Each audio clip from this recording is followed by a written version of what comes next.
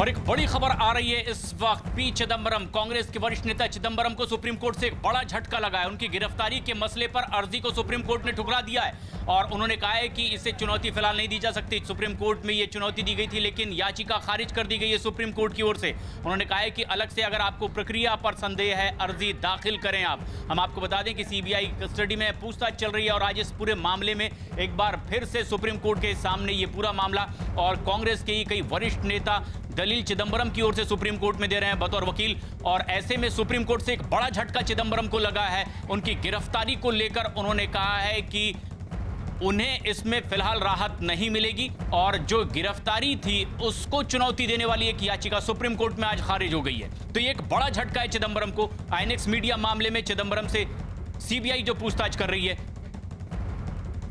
नीरज हमारे सहयोगी फोनलाइन पर मौजूद है। नीरज, किस तरह की दलील दी गई है वकीलों की ओर से और सुप्रीम कोर्ट का क्या आदेश नया?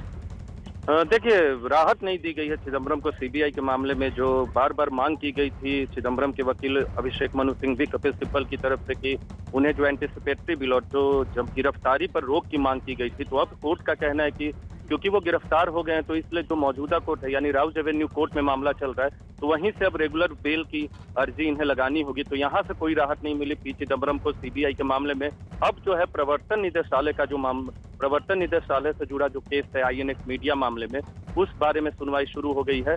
लेकिन चिदंबरम को एक बड़ा झटका इस पूरे मसले पर जो चिदंबरम के वकील सिंघवी और कपिल सिब्बल राहत की मांग कर रहे थे सुप्रीम कोर्ट से, वो राहत नहीं दी गई है सुप्रीम कोर्ट की तरफ से पी चिदंबरम को। तो कह सकते हैं कि एक बड़ा झटका लगा है चिदंबरम को और एक बार फिर राहत नहीं मिली है। पहले भी राहत नहीं मिली थी, जिसके बाद उनकी गिरफ्तारी की थी सीबीआई ने, और एक बार फिर उन्हें राहत कोर्ट से नहीं मिली।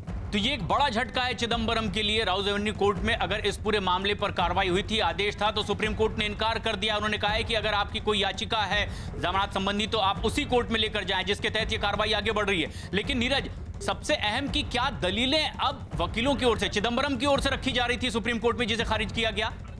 देखिए, सिंघवी और कपिल सिब्बल की तरफ से कहा गया कि उस दिन मामला लिस्ट हुआ था इसलिए सुनवाई होनी चाहिए, लेकिन कोर्ट की तरफ से कहा गया कि क्योंकि गिरफ्तारी हो गई है तो उस जो मामला था अब उसका कोई वजूद नहीं है, वो अपने आप में इनफ्रक्चुअस हो गया है।